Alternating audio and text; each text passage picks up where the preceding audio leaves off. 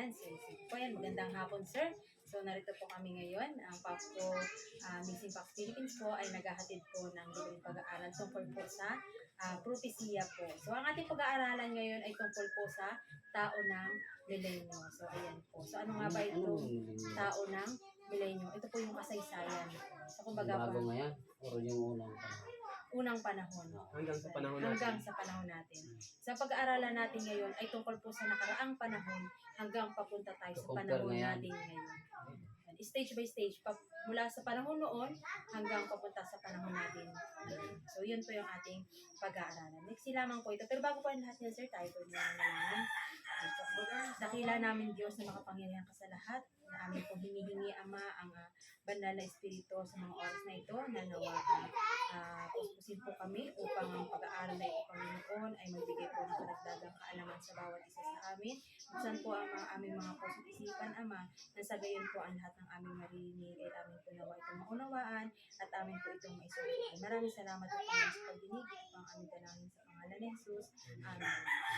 Po, so, ayun po, tuloy po tayo. Samahan niyo po ako, sir, no? Imaginin po natin, pabalik 2,500 years ago. So, balik po tayo. Napakahaba po, no? So, balik tayo. Imagine mo lang, para tayo naglalakbay, pabalik sa nakaraan.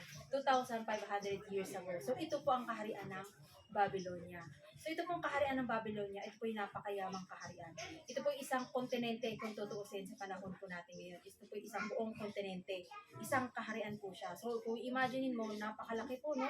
At kahit po ganun sa kalaki, napakayaman po talaga niya. Napakayaman niya. Wala na pong mahihiling sa kaharian nito kung dito pa po nakatira.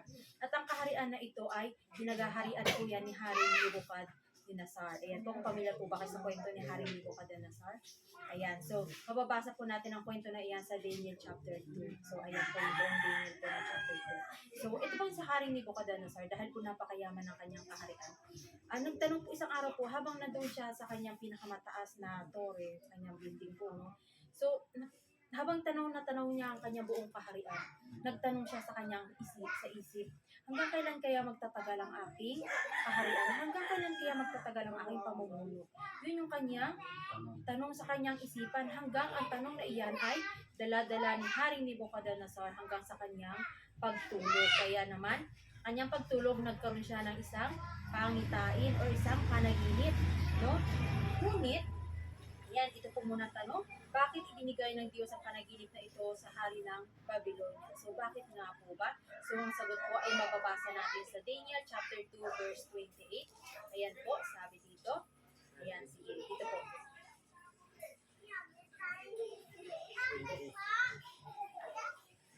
ano ba tayo? Ayan, opo, sige po. Hahayag ng hiwaga at kanyang pinaalam sa haring Nebuchadnezzar. Nebuchadnezzar kung ano ang nangyayari sa huling araw ng iyong panaginip at pangitain habang ikaw ay nakahiga sa higaan ay ang ito. Yan. So, yan po. Opo, hanggang 28. Yan, maraming salamat po, sir. So, yun po pala yung sagot, no? Sabi dito, may dalawa po nabanggit doon. Ano sabi doon? Yung lihim at yung huling araw. O yung huling panahon. Yun po yung tinutukoy doon. Yun po pala yung dahilan kung bakit ibinigay ng Panginoon. Di ba po, nagtanong si Haring Nebuchadnezzar hanggang kailan ang kanyang kaharian. So, ngayon, sa kanyang panaginip, meron po siyang isang pangitain doon sa kanyang panaginip. Ngunit ang tanong po doon kanina ay, bakit ibinigay ng Diyos? At ang sagot ng Panginoon, meron pong dalawa, no? Sabi, lihim at huling araw, upang ipaalam sa Haring Nebuchadnezzar na mayroong isang Diyos na nakakaalam po ng ating mga lihim at nakakaalam ng mangyayari sa huling araw. So kung minsan po, sir, kayo po ba, di ba minsan meron tayong mga sariling lihim sa sarili natin, ano? Kung halimbawa, yung gusto natin sabihin sa asawa natin o sa mga magulang natin, pero hindi natin masabi, no? Pero ang Panginoon po, alam po niya yung mga lihim na yan. Bagamat hindi po natin iyan masabi-sabi. Pero ang Panginoon, alam po niya yan ang ating mga puso. At doon din po alam ng Panginoon ang mangyayari sa huling araw. So, ayan po. So, ngayon po, dahil sa panaginip na yun ni Haring Nebuchadnezzar, nag-isip-isip siya, ano nga ba yung panaginip ko? Ngunit hindi niya po yun maalala kahit anong doon gagawin niyang isip o pag-aalala sa kanyang panaginip ay hindi po niya maalala yung kanyang panaginip. Kaya naman po, ano ang kanyang ginawa? Nagpatawag siya ng maraming mga pantas o mga matatalinong tao sa kanyang kaharian. So, ito pong mga pantas na ito po yung mga nung panahon po, sila yung mga astrologers or yung mga magician noong unang panahon. Yan po yung mga tinatawag na pantas sa panahon ng mga kaharian. So, nagpatawag po siya ng maraming matatalinong tao o mga pantas po para ibigay ang kahulugan ng kanyang panaginip. Ngunit, sabi itong mga pantas na ito, nung dumating sila sa kaharian, sabi nila, Hari, ibigay mo sa amin ang inyong panaginip at aming bibigyan ng kahulugan. Ngunit hindi ito po maibigay ni Haring Nabucodonosor kasi nga hindi niya maalala. Naranasan niyo na po ba yun, sir? Naranasan niyo na po ba yun, managinip? Di ba, nung nanaginip kayo, malinaw na malinaw sa isip niyo. Pero pagkagising, hindi na maalala. Kaya nga, kasi ano ba yun? Oo, di ba ganyan? Nandun na yun, pwede ko mabigat. Ayun, hindi mo siya talaga maalala yung panaginip. Pero alam mo talagang nanaginip ka at hindi mo lang talaga siya maalala kung ano yun. So, ganun po yung nangyari kay Haring Nabucodonosor. Ganun yung ang nangyari sa kanya. Kaya naman, itong mga pantas na ito, sige po sir, kayo, halimbawa kayo na naginip kayo, no? Tapos sasabihin mo sa akin kinabukasan, alam mo na naginip ko kagabi, sabihin mo nga sa akin kasi hindi ko maalala eh. Siyempre, hindi ko masasabi yun kasi panaginip niyo po yun, di ba? Ganun din po yung nangyari sa mga pantas na ito, sa mga matatalinong tao. Hindi nila maibigay kay Haring Nabucodonosor dahil hindi rin naman po maibigay ni Haring Nabucodonosor kung ano yung kanyang panaginip. So, di ba, napakahirap niya unawain. Paano nila sasabihin sa hari na ito yung panaginip ng hari ay hindi mo naman sinasabi sa amin kung ano yung iyong panaginip dahil hindi maalala ng hari. So, ganun po, dahil po sa pangyayaring iyan, nagalit itong si Haring Nabucodonosor dahil hindi mo ibigay yung kahulugan ng kanyang panaginip, hindi ko maibigay yung kanyang panaginip. Kaya naman, anong ginawa po ni Haring Nabucodonosor? Sabi po, nang mabigo ang mga tagapayo ng hari na ibigay at naipahayag at ibigay ang kahulugan ng panaginip sa hari ng Babylonia. Ano po ang inutos ni Haring Nabucodonosor? Ayan po, so mababasa po natin si Daniel chapter 2 verse 12. Sige po, basahin niyo po, sir. Dahil sa bagay na ito, ang hari ay nagalit at totoong nag-alab sa galit at nag-utos na lipulin ang lahat ng pantas na tao sa Babylonia. Yan, so yun po yung iniutos ni Haring Nabucodonosor po, na lipulin lahat ng matatalinong tao sa kanyang kaharian sa Babylonia. So dahil sa tindi ng galit niya, dahil hindi maibigay ang kanyang panaginip, nag-utos niya na ipapatay lahat ng matatalinong tao at maging ang tahanan ng mga ito ay magiging abo o susunodin po. Ganun po kasi yung galit ni Haring Nabucodonosor. So ngayon po, next po, yan. Kung mapapansin po natin, no, si Haring Nabucodonosor, nung nagkaroon siya ng problema, kanino po siya lumapit? Kanino po siya unang humingi ng tulong? Sa Mga matatalino, no? Doon sa matatalinong tao sa kanyang kaharian. Doon po siya unang lumapit. So ngayon po, alam niyo po ba, nung nagpatawag ng meeting o nagpatawag po ng mga pantas itong si Haring Nabucodonosor, mayroon pong isang taong absent, sir. At ang pangalan po nito ay si Daniel. At kasi yun po ng mga panahon na yun na nagpatawag siya ng meeting, ay kakagraduate lang niya sa pagiging isang pantas. Nakagraduate lang niya sa pagiging isang pantas or astrologers sa panahon na iyon. So ngayon po, tanong dito, nang malaman ni Daniel ang tungkol sa utos ng kamatayan, ano ang hiniling niya sa hari at ano ang sinabi niya sa kanyang mga kaibigan. So nalaman na po ni Daniel na pinapapatay ng hari yung lahat ng mga pantas. Hindi po siya exempted doon. Hindi po porket sabihin na absent siya noon. Hindi niya pwede sabihin, sir, wala ako nung araw na yan. Pero hindi eh. Hindi siya exempted. Kasama siya sa ipapapatay ng hari. Ngunit, si Daniel ay humingi ng pumunta siya sa hari at humingi siya. Sabi po dito sa Daniel chapter 2 verse 16. Sige po, sir, basahin niyo po. At si Daniel ay pumasok at humiling sa hari na takdaan siya ng panahon at kanyang ipapaaninaw sa hari ang kahulugan. Ayun. Nahingi siya ng araw. Yun, opo, umingi siya ng panahon dahil nalaman nga po niya na ipapapatay ni Haring Nabucodonosor kapag hindi naibigay ang kanyang panaginip, ay yung ginawa nito ni Daniel, pumunta siya dun sa hari at sinabi niya na, takdaan niyo po ako ng panahon, hari, at ipapaaninaw ko sa inyo ang kahulugan ng inyong panaginip. So dahil hindi nga po maalala ni Haring Nabucodonosor ang kanyang panaginip. So ayan po. So next po, sabi dito, sabi sa Daniel chapter 2, 17, Nang magkagayon, naparoon si Daniel sa kanyang bahay at ipinaalam kay Ananias, kay Michael at kay Azarias na kanyang mga kasama. Yun. Pinalam na niya. Ayun, so ito pong kanyang tatlong mga kaibigan, ito rin po ay mga nag-aaral din po ng pagiging pantas. So si Daniel ay graduate siya ng pagiging isang astrologers or magician. Ito pong kanyang tatlong mga kaibigan ay nag-aaral po ng pagiging isang pantas. So pinaalam niya rin po. So apat po silang kakaibigan ng mga matatalinong tao sa panahon noon ng Babylonia. So, imagine po natin 2,500 years ago. So, kunyari, balik tayo sa nakaraang kasaysayan, no? So, yan po yung kwento. So, ngayon po, nung nalaman ito ng tatlong kaibigan, ano po yung kanilang ginawa? Ayan po, sabi dito.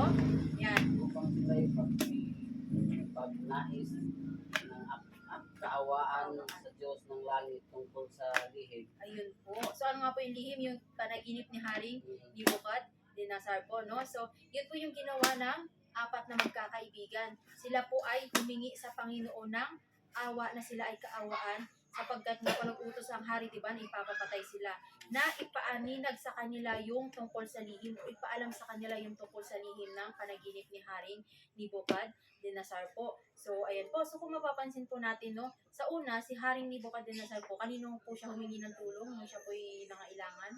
Sa yung matatalinong tao. Doon sa matatalinong tao po, no? Pero itong si Daniel po, nung siya po ay nangailangan ng tulong, kanino po siya humingi ng tulong? Kanino po siya unang tumawag? Hingi siya ng unang panahon sa hari, bago yung mga kaibigan niya. Yun. Pagkatapos po nun ay humingi siya ng, sabi po dito sa Daniel Hingi chapter, siya tulong ng Panginoon. yun, opo, sabi po dito sa Daniel chapter 2 verse 18. So, yan, nagsipagnais sila ng kaawaan. So, ibig sabihin po, nanalangin sila sa Panginoon na sila ay kaawaan upang ibigay sa kanila yung kahulugan ng panaginip ng hari. So, ayan po, no? So, next po, sabi dito, nang ipahayag ng Panginoon ang panaginip kay Daniel, sino ang kanyang pinuri? So, ayan po, ang sagot ay mababasa natin sa Daniel chapter 2, verse 15 po. Sige po. Nasalamatan kita at pinupuri kita o ikaw na Diyos ng aking mga magulang. Ngunit may isang Diyos sa langit na naghahayag ng mga lihim. Ayan. So, yun po pala, no? So, nung si Daniel po, nung pagkatapos po sagutin ng Panginoon ang kanyang panalangin tungkol dito sa panaginip, ibig sabihin na naibigay na po kay Daniel yung sagot sa panaginip ni Haring Nebukadnezar. Ang ginawa po ni Daniel ay siya po ay nagpasalamat at nagpuri po sa Panginoon. So, sir, minsan, sa kaparaanan sa buhay natin, no, ipinapaliwanag din pala itong kasaysayan na tayo pala kapag tayo ay humingi sa Panginoon, o yun ba, nanalangin tayo sa Panginoon at dininig ng Diyos ang ating panalangin. So, ang kinakailangan din po pala ay pinapaalala itong kasaysayan na matuto po tayo magpasalamat at pumuri sa Panginoon sapagkat siya yung pinanggalingan ng ating mga panalangin. Sa kanya nang galing ang sagot sa ating mga panalangin. So, ayan po, no? So, ayan po. So sa kaparaanan, sir. So, kung anak dito ka, huwag mo siyang kulitin, nananahimik siya. Yan.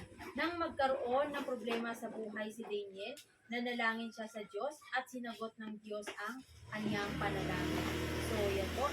Sa parehong kaparaanan, kung paano sinagot ng Diyos ang panalangin ni Daniel, ay ganun din ang pagnanais niya na sagutin ang ating mga panalangin. So, ganun din po ang pagnanais ng Diyos. Kung paano po sinagot, so isipin mo, no, paano mangyayari na yung panaginip mo, ay yun, panaginip mo ay pinigay ng Diyos sa'yo. Yung panaginip ko, dali ko maalala. So, isipin mo yun, imagine mo yun kung paano binigay ng Diyos kay Daniel. Yung panaginip ni Haring Nebukadnezar para lang maalala ni Haring Nebukadnezar yung kanyang panaginip. So, sa parehong kaparaanan po, sir, gano'n din po tayo, no?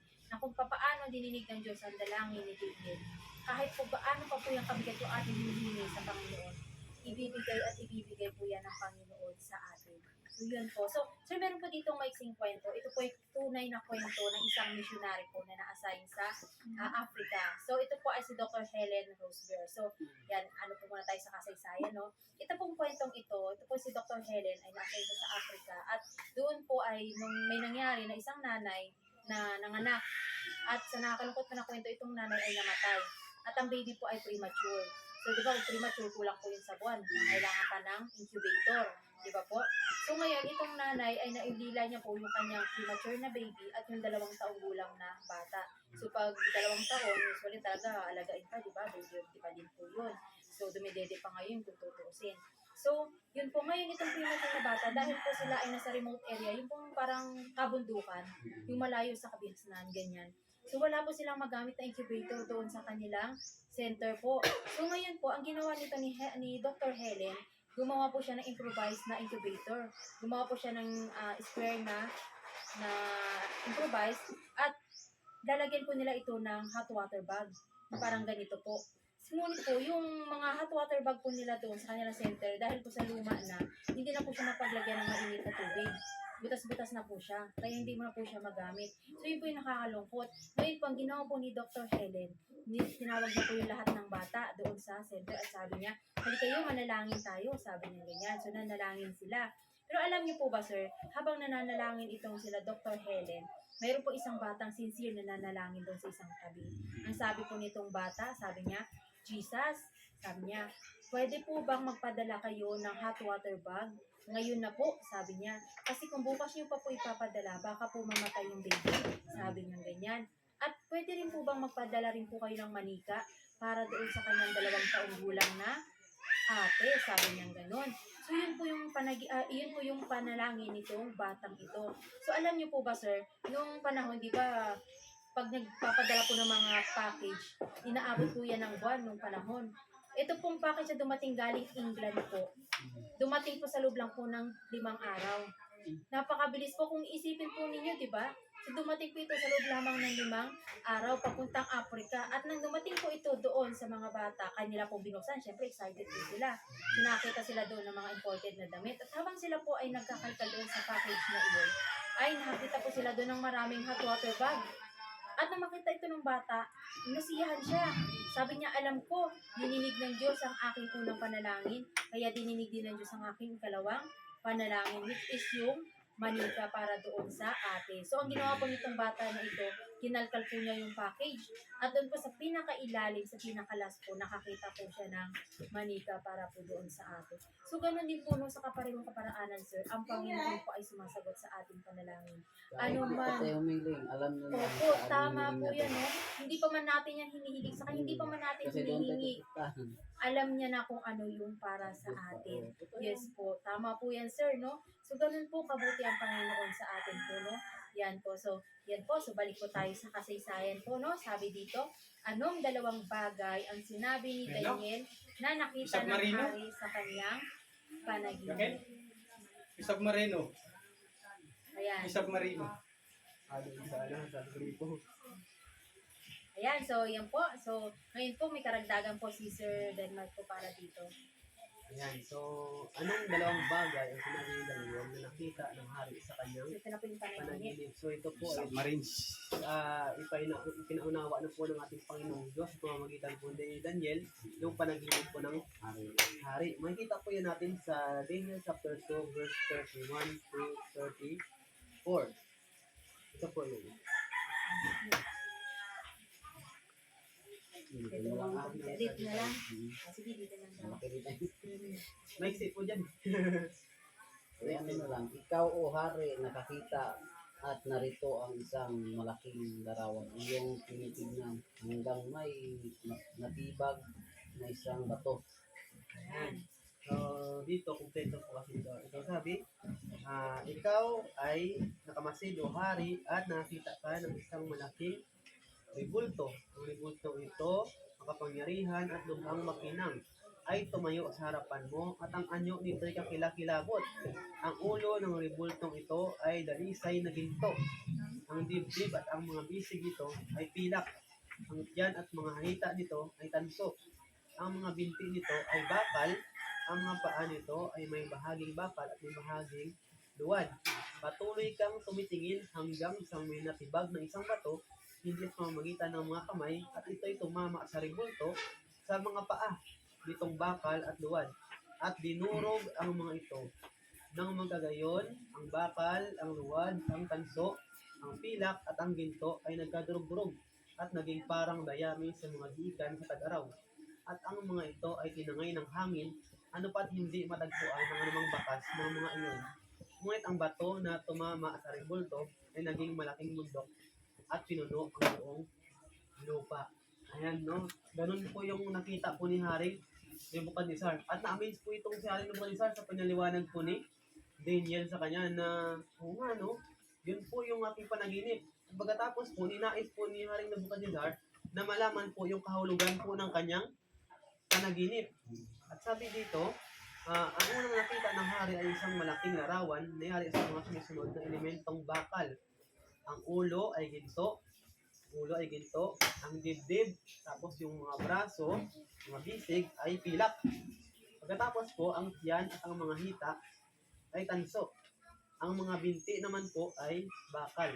Ang mga paa naman ay bakal at putik. Ano ang pinakatawan ng ulong ginto? Basahin po natin ang Daniel chapter 2 verse 38. 38. So ito sabi, at saan man naninirahan ang mga anak ng tao o ang hayop sa parang o ang mga ibon sa himpapawid ay ibinigay niya ang mga ito sa iyong kamay at pinuno ka sa kanila at pinamuno ka sa kanilang lahat. Ikaw ang ulo ng mundo. Yes, so pansin mo, sir, no? Na yung tukoy ng larawan na ang ulong ginto ay si Haring Nebuchadnezzar.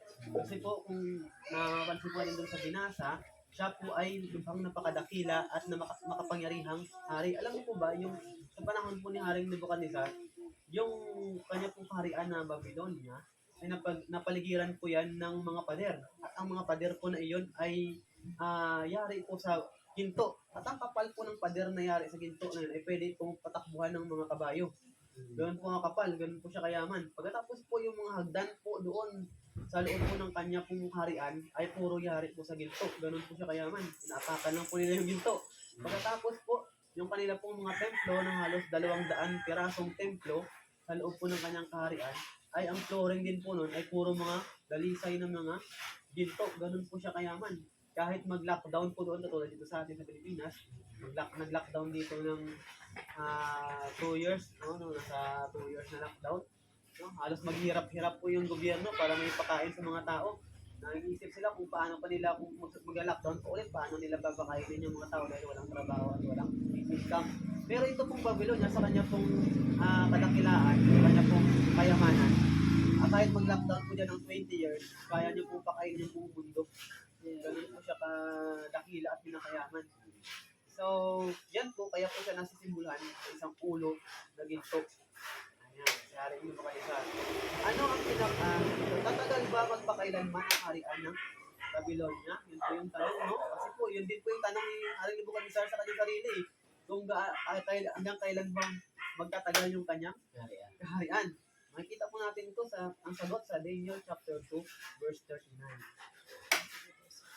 Pagkatapos na ay babangon at ibang kaharian na mas mababa sa iyo.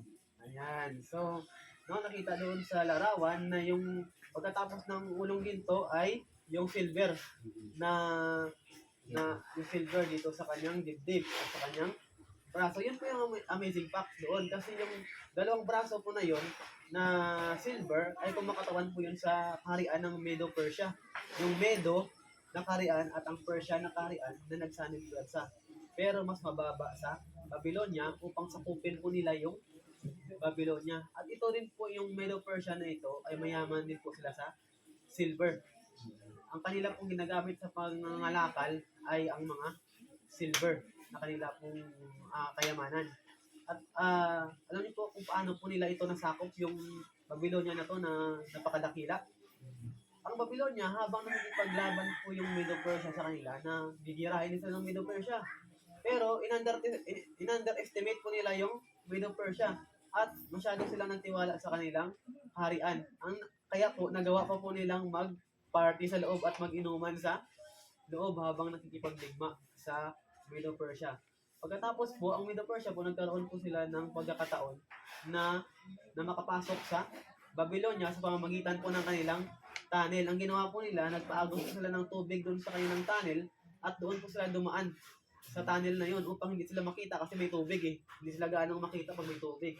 Pagkatapos po, doon po sa bantay ng tunnel niyan sa Babylonia, yung mga tauhan din po doon ay nalasing na rin sa kakaparty nila dahil sa inisip nila na malakas sila at hindi kayang gibain ng Medo Persia ang kaya ng pader na sobrang taas at mga ginto na pader. So dahil doon, natalo ng Medo Persia ng Babylonia at nasakop ng Medo Persia ang Babylonia ayon po sa kasaysayan, sa history. Makikita po natin, ma-search po natin yan dyan sa Google, yung mga history po na yan. Ayan, no? Ang hari ang kinikilalang puno ng estado, kaya si Nebuchadnezzar ay kumakatawan sa Babylonia. Dito na po tayo. Ang kapangyarihan ng Babylonia hindi tatagal magpakailanman. Ang susunod ng mga kaharian na mababa kaysa sa kanya, ang siyang mamamuno pagkatapos niya. Kung paano ang pilak ay mababa kaysa ginto, ang sumunod na kaharian ay mababa ang tinamong kalwalatian. Pinangunahan ni Cyrus noong 539 BC. Kinugkob ng kahariang Medo Persia ang Babylonia hanggang ito ay maging lubusang wasak. Ang Medo Persia ay siyang kapangyarihan ng sanlibutan noong 539 to 331 BC sa kanilang paghahari. Ang mga buwis ay kailangang bayaran ng pilak. Yung magiging kanilang mga buwis po ay kailangang bayaran ng pilak. Pagkatapos po tapos na po tayo sa kariang una, sa pangalawang karian, tapos na rin po tayo. Anong metal ang kumakatawan sa karian na sumusunod sa Medo Persia? Daniel chapter 2 verse 39, pakibasa po. At ang ibang tatlong kaharian ay nagiging matibay na tanso na magpupunok sa buong lupa. Ayan, no? Tanso, no? Tanso na. Bumas mababa pa sa silver, no? At magpupuno daw siya sa buong lupa. Ayun din po sa kasaysayan, pagkatapos pong mamuno ng Medo Persia ng kaharian, sila po ay natalo sa digmaan ng Greece. At ang Greece po na ito na kaharian ay ang nanguna po dito ay si Alexander the Great. Familiar po kayo doon sa pangalang Alexander the Great.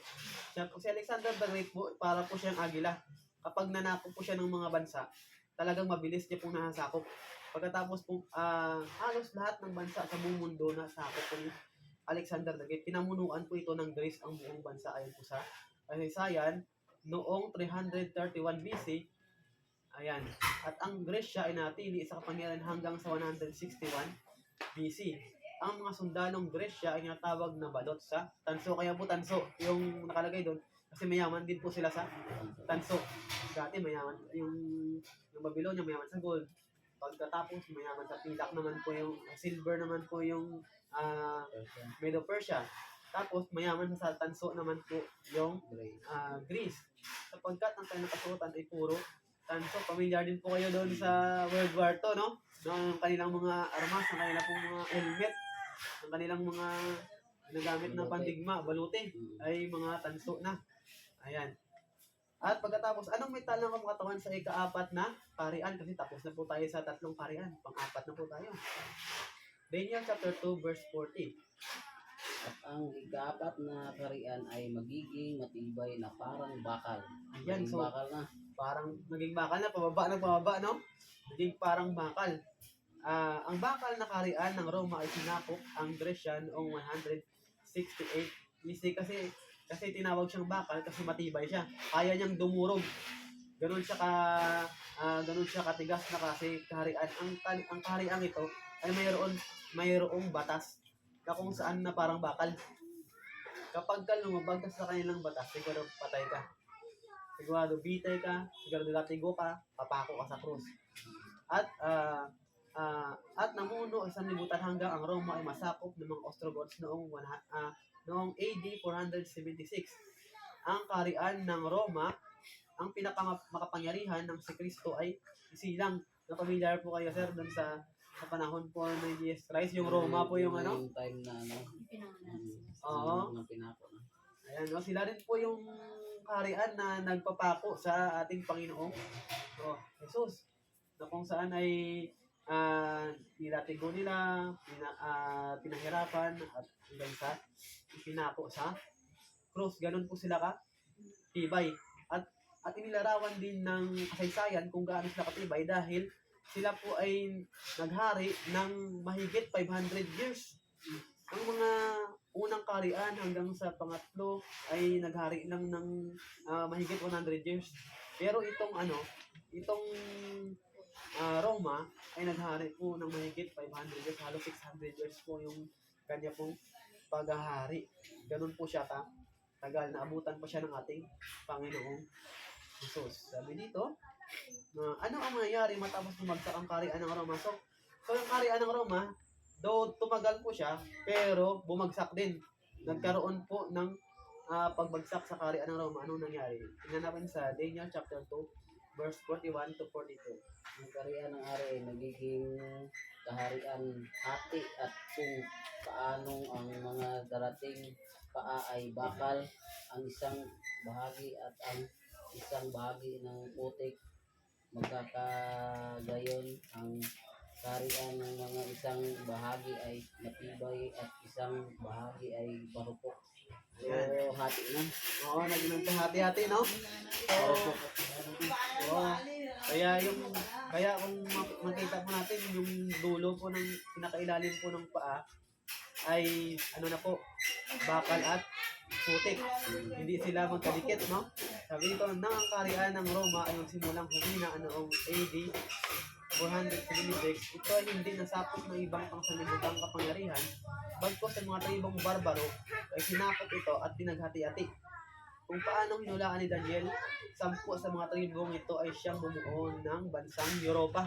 Sa Europe, no? Ito na po yung bansang Europe na kung saan nagkaroon po ng pagkahati-hati.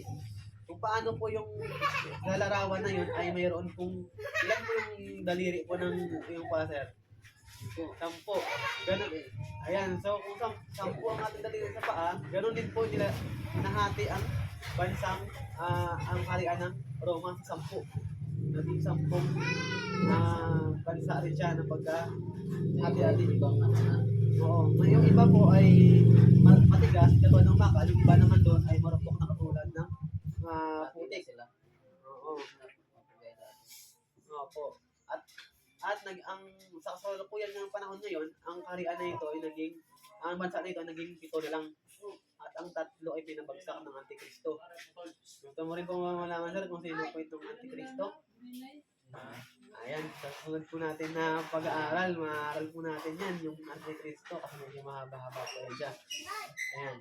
Ang sabi dito, ito ay ang mga Ostrogoths, Visigoths, Franks, Vandals, Alemannia, Suevo, Anglo-Saxon, Herolds, Lombards, at Burgundians. Ito sa mga ito na natili pa hanggang ngayon sa Europa. Yan, nandito sa kanila.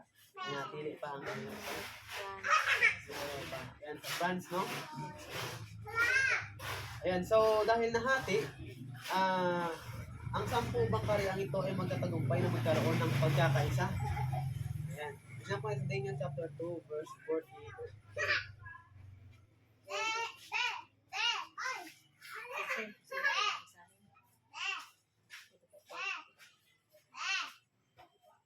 Paanong iyong makita na ang bakal ay nahahaluan ng luwad at kasamahan nila ang kanilang mga sarili at binhi ng mga tao, ngunit hindi sila magkakahalo kung paanong ang bakal ay hindi humahalo sa luwad.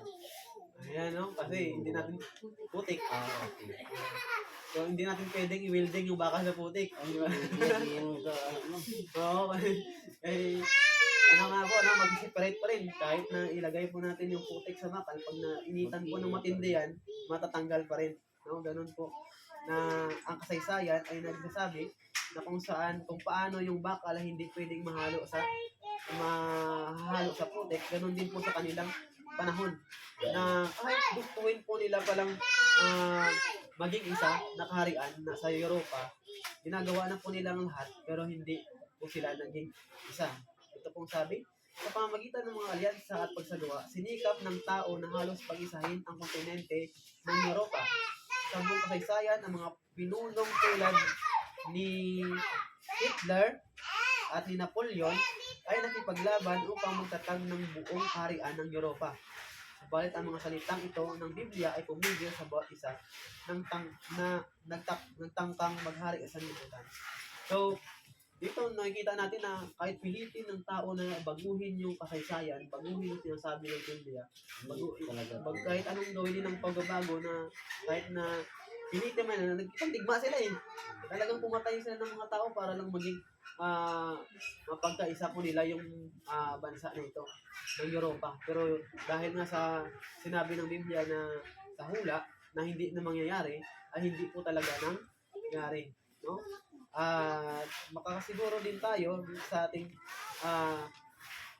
panahon na kahit anong bago natin sa mundong ito, no, nasa kasaysayan, hindi din po natin kayang baguhin kapag sinabi po ng Biblia. Ayan. Sino ang mag-aatag ng huling kaharian? Nan po sa Daniel chapter 2 verse 44. At sa mga araw ng mga haring iyon, ang Diyos sa langit ay magtatag ng isang kaharian na hindi magigiba kailanman o ang kapangyarihan ng ito'y iiwan sa ibang bayan. Dudurugin ito at wawakasan ang lahat ng mga kaharian iyon at ito'y natili mapagkailanman. Yun. At ang mag-aatag po ng kaharian na ito ay ang Diyos ng langit. No, ang huling kaharian. So, saan na po tayo? Una po, tapos na po tayo sa ulo, tapos na po tayo sa dibdib, mga France, sa gabi ng Persia, tapos na rin po tayo sa Greece, na tanso, tapos na rin tayo sa bakal, at tapos na rin tayo sa paa. So, meron pang isa na natitira. Ano ang gagawin ng bato sa ibang kaharian ng sanlibutan? Sa ng Daniel chapter 34 and 35. Patuloy kang mga tumitingin hanggang sa may matibag na sa isang bato, hindi sa pamamagitan ng mga kamay at ito'y tumama sa rebulto sa mga paa nitong bakal at duwag at dinurog ang mga ito. Ayan, dinurog, no? At pagpapatuloy, 35. Na magkagayon ang bakal ay luwad, ang tanso, ang pilak at ang ginto ay nadudurog at naging parang bayani sa mga giikan sa tag-araw at ang mga ito ay pinangay ng hangin, anupat hindi matugpuan ang mga anumang bakas iyon, ngunit ang bato na tumama sa rebulto ay naging malaking bundok at pinuno ang buong lupa. Ayun, no, una, tumama yung bato, nasira yung larawan, tapos biglang nadurog, pagkatapos ay pinangay ng hangin yung pagkadurog, kasi yung pagkadurog yung pinong-pino, pinangay ng hangin, nawala, pagkatapos ay ang bato na natitira, biglang lumalaki hanggang sa naging bundok at pinuno yung buong sanlibutan, ang buong lupa. So, ganun po yung kaharian na darating na inaantay natin, no? Ang batong natibag, hindi ng mga kamay, ay ang kaharian ng Diyos. Yun po kasi, sa nasulat kanina sa Daniel chapter 2 verse 44, na yung magtatag ng huling kaharian ay ang Diyos. Ito ay hindi pinag-iisang mga kapangyarihan sa lupa, kundi isang lubos na kapalit. Tingnan natin yung Revelation chapter 21 verse 1. Chapter 21 verse 1. At nakita ko ang isang bagong lupa, ang unang langit at ang unang lupa ay lumipas na at ang dagat ay wala na. Ayun. No, yung kaharian na ipapalit ng Panginoon ay ang bagong langit at ang bagong lupa. Ibig sabihin ang ating lupa na ito na tinitirahan ngayon na pinag-aharian ng mundo, nag-aharian ng kung sino-sino, yung mga kanina, yung punto, yung silver, ng tanso at ng bakal ay mawawala at ipapalitan po ng Panginoon ng bagong langit at ng bagong lupa, at ito po yung kaharian ng ating Panginoong Diyos. Ngayon sa Revelation chapter 21 verse 1, ipinapahayag ng mga kasulatan na sa pagbabalik ng Panginoon sa lupa ay kanyang lubos na sakupin ang lahat ng mga kaharian dito at magtatag ng walang hanggang kaharian. Anong kagilagilagas na balita? Ang Panginoon ay muling darating. Ayan, kahit na anong gawin natin, na yung pagpipigil sa kaharian na ito na darating. Hindi natin ito mapigilan. Kasi nga, kanina, sinubukan ko nilang pigilan eh. Sinubukan ko nilang maging isa. Sinubukan ko nilang baguhin yung tadhana ng mundo, pero hindi ko nila napigilan. Ngayon po yung tadhana po ng mundo sa huling panahon, nasa huling panahon na po tayo ngayon. Ang inaantay na lang natin ay yung bato na tatama doon sa paa. Yun na po yun, which is pagdating po ng ating Panginoon Diyos. Pero hindi po yan bad news. Tingnan po natin sa Mateo chapter 25, verse 31 to 34.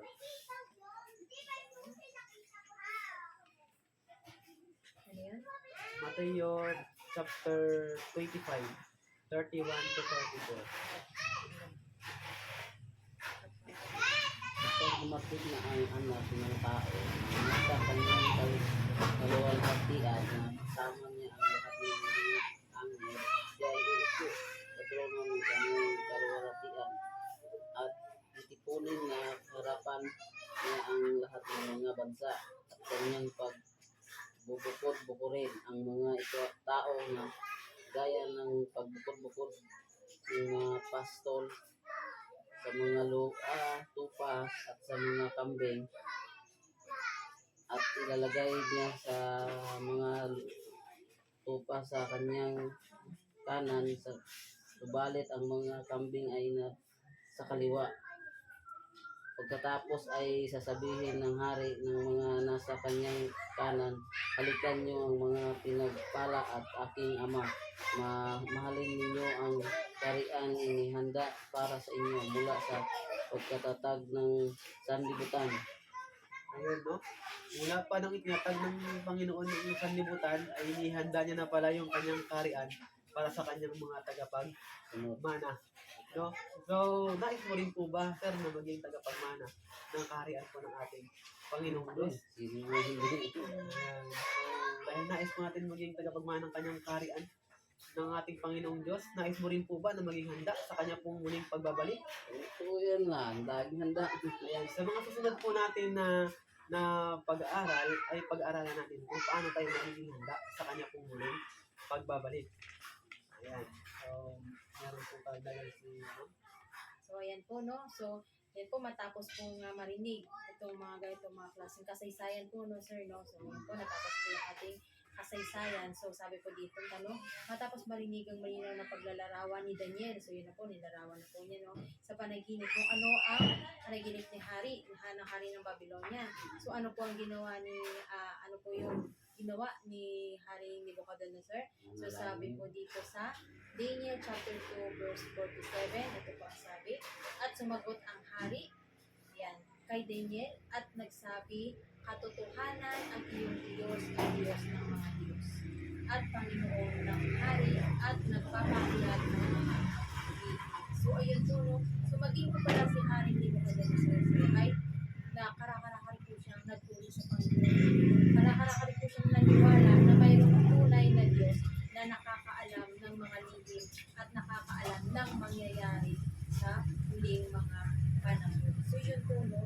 So ngayon po, sabi dito, dahil nangyari ang mga bagay na ito, makasisiguro tayo na di na magtatagal ay darating po ang Panginoong Jesus. So ayan po, yan.